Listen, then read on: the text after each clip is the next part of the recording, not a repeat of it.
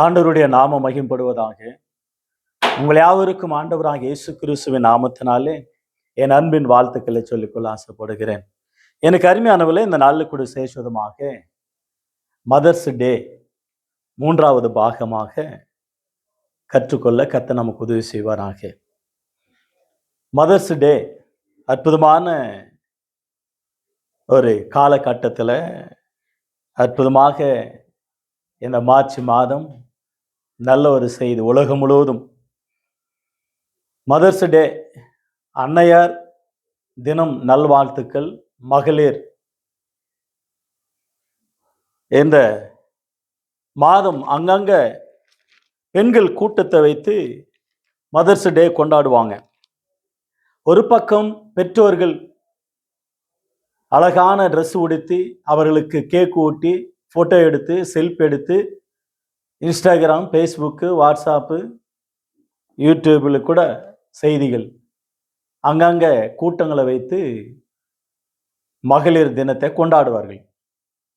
அந்த கொண்டாட்டங்களில் நாம் நினைவு கூற வேண்டியவர்கள் யார்? நமக்கு முந்தி இருக்கிற பெண்கள் எப்படி இருந்தார்கள்?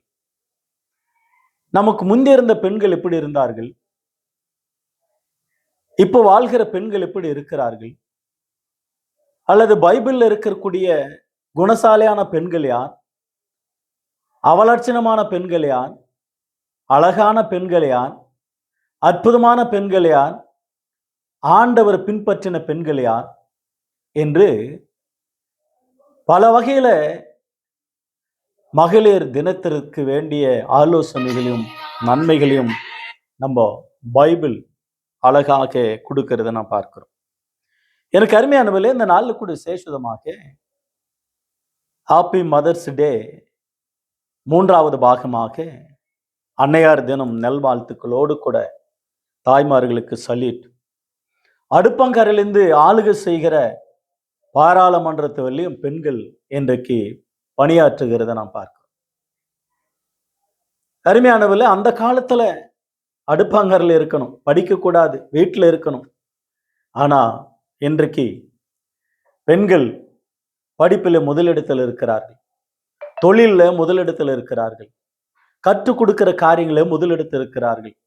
அதில் அரசியல்வாதியானாலும் அறிவில்லையானாலும் பிளைன் ஓட்டுறதுலையும், நீர்க்கப்பல் வேலையிலும், கப்பல் ஓட்டுவதிலும், ட்ரெயின் ஓட்டுவதிலும், மெட்ரோ ஓட்டுவதிலும், பஸ் ஓட்டுவதிலும், பைக் ஓட்டுவதிலும், லாரி பஸ் ஓட்டுவதிலும், கார் ஓட்டுவதிலும், ஸ்கூல்ல டீச்சர்ஸ், வீட்டிலையும் டீச்சர்ஸ், ஹோம் மினிஸ்டர் சொல்லுவாங்க இல்லையா,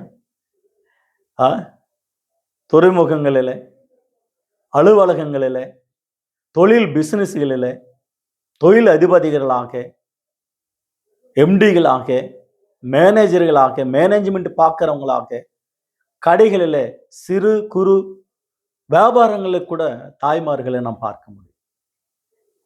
ஏன் அழகு சாதனங்கள், பியூட்டி பார்பர், முடிவெற்ற கடைகளில் கூட, துணி விற்கிற கடைகளில், துணி தைக்கிற கடைகளில், அழகு சாதனங்களில் சாதனை படிக்கிற பெண்கள் இல்லாத இடமே இல்லைன்னு தான் சொல்ல முடியும். அதே அடுப்பங்கரையில் இருக்கிறவர்கள் பெரிய பெரிய 5 ஸ்டார்ல ஹோட்டல்ல கூட மேனேஜ்மெண்ட் பார்க்கிற தாய்மார்களுக்கு, அத்தனை தாய்மார்களுக்கும் சல்யூட். விவசாயம் செய்கிறார்கள், விவேகமா நடக்கிறார்கள், அறிவில் போதிக்கிறார்கள், சயின்டிஸ்ட் நாசா விண்வெளி கூட வேலை செய்யக்கூடிய அலுவல, அல்லது நிலாவில் போயிட்டு வரக்கூடிய அலுவல, விண்வெளியில் போயிட்டு வரக்கூடிய அலுவல. உங்களுக்கு தெரியும் கல்பனா என்ற பெண்மணி, அதுக்கடுத்தது சுனிதா என்ற பெண்மணி, எத்தனையோ பெண்மணிகளுக்கு சல்யூட். என்னை பெற்றெடுத்த தாய்க்காக ஆண்டவருக்கு ஸ்தோத்திரம், சல்யூட். என்னை மணந்து கொண்டு என்னோடு கூட இருக்கக்கூடிய என்னுடைய துணைவிக்காக ஒரு சல்யூட். எனக்கு கத்தர் கொடுத்து அந்த பிள்ளைகளும் ஒரு தாய்மார்களாக இருப்பதற்காக அந்த பிள்ளைகளுக்கு ஒரு சல்யூட். சபையில் இருக்கிற பெண்கள், அங்கங்க உறவுகள், சொந்த பந்தங்கள் அனைவருக்கும் தாய்மார்களுக்காக என் வாழ்த்துக்களை சொல்லிக்கொள்ள ஆசைப்படுகிறேன். எனக்கு அருமையானவர்களே, இந்த நாளுக்குடு சேஷுவதமாக பெற்றெடுத்ததான் தாயா மதரா, பிள்ளைகளை பெற்றெடுக்க விட்டாலும் மதரா இருந்தார்கள். உங்களுக்கு தெரியும் சில பேருடைய வாழ்க்கை வரலாறு.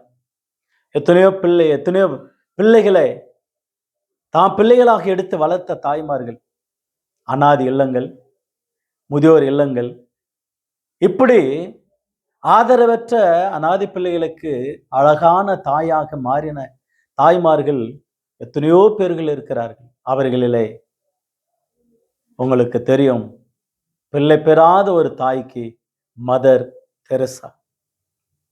மதர் தெரசான்னா எல்லாருக்கும் சந்தோஷம். எனக்கு இன்னும் மிகவும் சந்தோஷம். மதர் தெரசா, இந்த தாய், அவனுடைய சிறு வயது போட்டோவை நீங்க பார்த்தீங்கன்னாக்கா அழகிலே அழகு. அவன் முகத்துல கூட ஒரு மச்சம் இருக்கும் பாருங்க. இப்போ வயதான காலத்துல அந்த போட்டோ தான் அதிகமா காட்டுறாங்க. அவங்களுடைய வாழ்க்கைய இயேசுவின் அன்பினால கவரப்பட்டு, இயேசுவின் நாமத்தினால சமூக சேவையில ஈடுபட்டு வாழ்க்கை முழுவதும் அர்ப்பணித்து சேக்ரிஃபைஸ் பண்ணினாங்க. அர்ப்பணம் செய்தார்கள், அர்ப்பணித்தார்கள். அந்த அளவுல அந்த தாய்க்காக ஒரு சலிட். எங்கேயோ பிறந்து எங்கேயோ வளர்ந்து சொந்த பந்தங்களை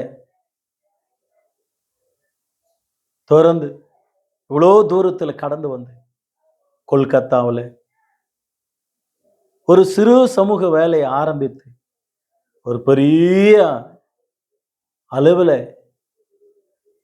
எந்தெந்த அவார்டு வாங்கணுமோ அத்தனை அவார்டுகளை அந்த தாய் பெற்றுக்கொண்டார்கள். பெறாத அவார்டு கிடையாது. உலகம் முழுவதும் மதர் தெரசான்னா சல்யூட் பண்ணுவாங்க. மதர் தெரசான்னா அந்த அளவுல கனம். தாயை நேசிக்கிறாங்களோ இல்லையோ, அந்த தாய்க்கு ஒவ்வொரு வருஷமும் சல்யூட் பண்ணுவாங்க, நினைவு கூறுவாங்க, மாலை மரியாதை செலுத்துவாங்க. அந்த தாயை குறித்து பேசாத மக்களே கிடையாது உலகத்துல. அந்த அளவுல அன்னை தெரசா 1910 8வது மாதம் 16ஆம் தேதியில பிறந்தாங்க. அம்போனியா நாட்டில பிறந்து 18 வயதுல சமூக சேவையில தொடர்ச்சியாக அவங்க செயல்பட ஆரம்பித்தாங்க. 1928ஆம் ஆண்டு அயர்லாந்து தேசத்துல அவங்க பிறந்தாங்க. அவங்க 17 வயதிலேயே சமூக சேவையில செயல்பட்டாங்க. 1949ஆம் ஆண்டு தான் கொல்கத்தாவில் மொஜிதில் என்ற இடத்துல அவங்க சமூக பணியை பெரிய குடிசை பகுதியில் ஸ்கூல் ஆரம்பித்தாங்க, அவங்களுடைய தேவை என்னன்னு அறிந்து. ஆகவே எனக்கு அருமையானவர்களே, அற்புதமாக அவர்கள் பாருங்க, அவங்க செஞ்ச நிர்மலா என்ற அந்த ஓம் தொடங்கினாங்க. அந்த சிறுவர்கள் பள்ளி தொடங்கினாங்க 1955. லெப்பர்சி ஹாஸ்பிட்டல், குஷ்டரோகிகளுக்கு வேண்டிய மருத்துவமனை திறந்தாங்க. உலகத்துல சிறந்த ஒரு தாய் மதர் தெரசா அற்புதமாக பிள்ளைகளை வளர்த்தார்கள். குழந்தைகளுக்கு புத்திமதியை சொன்னாங்க, வளர்த்தாங்க, ஆளாக்கினாங்க. வேதேசர்களுக்கு மருத்துவராக மாறிவிட்டாங்க. சமுதாயத்துல சேவையில மிகவும் பெரிய தியாகமாக தங்களை அர்ப்பணித்து வேலை செஞ்சாங்க. நாடுகள் முழுவதும் 123 நாடுகளில அந்த அம்மா சமூக சேவை வளர்த்தாங்க. அந்த அளவுல 610 சேவை மையங்கள் ஆரம்பித்தார்கள். 40,000 பணி சேவகர்களை அந்த அம்மா உருவாக்கினாங்க. சமூக சேவை செய்கிறது. 10,000 பேர்கள் ஆதரவற்ற பிள்ளைகளுக்கு ஆதரவு கொடுக்கத்தக்கதாக தாயாக மாறினார்கள். உலகத்திலே அந்த அம்மா அன்பு, அர்ப்பணிப்பு. நிறைய பேர் சொல்லுவாங்க, தெரசா போல இருக்கணும் தாய். என்ன பிள்ளை பெற்றெடுக்காத ஒரு தாய், ஆனா மதர் தெரசா அவங்களுடைய பேரு. ஒரு முறை பிள்ளைகளுக்காக ஒரு கடைக்காரண்ட பிசினஸ் பண்ற இடத்துல போய், என் பிள்ளைகளுக்கு எதனா தாங்கன்னு சொல்லி கை நீட்டினா காரி துப்பிட்டாங்க. அந்த கையில அந்த எச்சை அந்த அம்மா இப்படி வச்சுக்கிட்டு, இது எனக்கு தந்தைங்க, என் பிள்ளைங்களுக்கு எதனா தாங்க. அவன் அப்படியே காலில் விழுந்து கதறி எவ்வளோ கொண்டு போயிட்டு அந்த ஹாஸ்டலுக்கு கொடுக்க ஆரம்பித்தான். இந்த மாதிரி அந்த தாய் எத்தனையோ பிள்ளைகளை, ஆதரவற்ற பிள்ளைகளை வளர்த்து ஆளாக்கினாங்க. அதனால்தான் ஆண்டவர் சொல்றார், மத்திய யோவான் எழுதின சுவிசேஷம் 14ஆம் அதிகாரம் அற்புதமான ஒரு வார்த்தை 18ஆம் வசனத்துல, நான் உங்களை திக்கற்றுள்ளாக்கி விடேன், உங்களிடத்தில் வருவேன். ஒரு மனிதன் மூலமாக, ஒரு மனுஷன் மூலமாக தேவன் திக்கற்றுள்ளாக்கி விடாதபடிக்கு ஆதரவற்றவர்களுக்கு ஆதரிக்கத்தக்கதாக அருமையாக மதர் தெரசா அவர்களை ஆண்டவர் தெரிந்து கொண்டார். ஆகவே எனக்கு அருமையானவர்களே, இந்த சமுதாயத்தில் இருக்கிற எத்தனையோ பேர் தாய்மார்கள். ஒரு ஜெயலலிதா அம்மா தமிழ்நாட்டை ஆண்ட ஒரு தாய், இந்தியாவை ஆண்ட ஒரு தாய் இந்திரா காந்தி அம்மா, இந்திரா காந்தி அம்மையார். இன்றைக்கும் வட மாநிலங்களில் இருக்கிற மம்தா பானர்ஜி, இன்னும் எத்தனையோ தாய்மார்கள் இருக்கிறாங்க. சட்டமன்றத்தில் ஜனாதிபதியாக இருக்கிற முர்மு, அந்த தாய் அற்புதமாக ஒரு தாயாக, நம்ம குடும்பத்தில் பெரிய அக்காவாக நம்ம நாட்டை நடத்தக்கூடிய ஜனாதிபதி. எனவே நம்ம வீடுகளில் எத்தனை தாய்மார்கள் இருக்கிறார்கள், அவங்களுக்கு ஒரு சல்யூட், வாழ்த்துக்கள். நம்ம சுற்றிலும் இருக்கிற ஜனங்கள் எத்தனை தாய்மார் இருக்கிறார்கள், அத்தனை பேருக்கும் வாழ்த்துக்கள். எனவே ஒரு தாய் தியாகம், அற்புதமாக தியாகம். நீதிமொழிகள் புஸ்தகம் 31ஆம் அதிகாரம் 10 முதல் 31 வசனங்கள் வாசிக்கிறோம். அந்த தாயினுடைய தியாகம் சாதாரணமானதல்ல. அந்த தாய் இந்த உலகத்தில் அவமானங்கள் மத்தியில, துன்பங்கள் மத்தியில, கண்ணீர்கள், கஷ்டத்தின் மத்தியில படிக்கிறார்கள். படித்து பிற்பாடு திருமணத்தை செய்து கொண்டு பிள்ளைகளை பெற்றெடுத்து, பிள்ளைகளை வளர்த்து, கணவனுக்கு செய்ய வேண்டிய சேவை, பிள்ளைகளை செய்ய வேண்டிய சேவை, சமுதாயத்தில் செய்ய வேண்டிய வேலைகள், இவைகள் மத்தியில அந்த தாய் படுகிற அத்தனை நிச்சயமாகவே அவங்களுக்கு 2 கையல்ல 6 கை இருந்தாலும் வேலை செஞ்சுக்கிட்டு தான் இருப்பாங்க. ஒரு பக்கம் குழந்தைக்கு பால், இன்னொரு பக்கம் கணவனுக்கு சாப்பாடு, இன்னொரு பக்கம் ரெடி ஆகிட்டு வேலைக்கு ஆஃபீஸ் வேலை, இன்னொரு பக்கமாக வீட்டு வேலை, இன்னொரு பக்கமாக சமுதாயத்தில் சில வேலைகள், பர்ச்சேஸ் பண்ணுறது, அப்படியாக ஒவ்வொரு காரியங்கள், வயல்வெளிகள், வாகன ஓட்டுதல், தங்கள் டியூட்டிக்கு போகிறது, பிள்ளைகளுக்கு வேண்டிய கடமை, கணவனுக்கு வேண்டிய கடமை, வீட்டாருக்கு வேண்டிய கடமை, மாமனார் மாமியார், தங்களோட உடன் பிறந்தவர்கள், கணவனோடு கூட இத்தனை சேவைகளும் செய்து இருக்கிற அன்னையார்கள் உலகத்தில் இருக்கிறாங்க.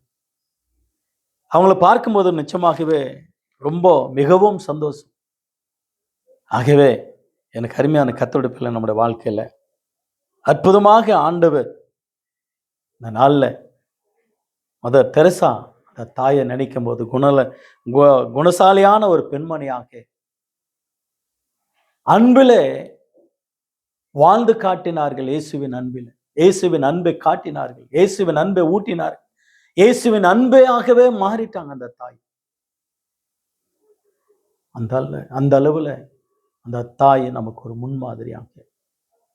ஆகவே எனக்கு அருமையானவில் இந்த நாளில் கூட பைபிள் எத்தனையோ தாய்மார்களை நாம் பார்க்கலாம்.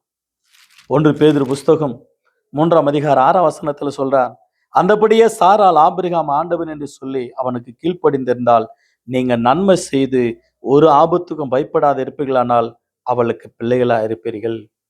5ஆம் வசனத்தில், அப்படியே பூர்வத்தில் தேவனிடத்தில் நம்பிக்கை இருந்த பரிசுத்த ஸ்திரீகளும் தங்களுடைய புருஷர்களுக்கு கீழ்ப்படிந்து தங்களை அலங்கரித்தார்கள். அற்புதமாக ஒரு பெண்ணானவள் அடக்கொடுக்கமாக கீழ்ப்படிதலோடு தங்களுடைய கேரக்டர்ஸ், தங்களுடைய குணலட்சணங்கள் வெளியே அல்ல உள்ளுக்குள்ள இருக்க வேண்டும். மதர் தெரசா அந்த தாயை பாருங்க, சிறு வயதில் எவ்வளவு அழகுன்னா அழகு.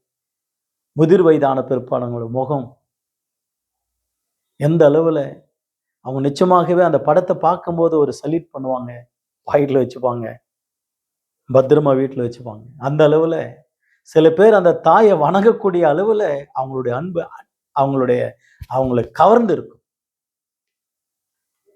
அந்த அளவுல அவங்களுடைய தியாகம். இங்க இருக்கிற பெண்கள் பாருங்க, பரிசுத்த பெண்கள் கீழ்ப்படிந்து அலங்கரித்தார்களா, சேவை செய்து அலங்கரித்தார்களா.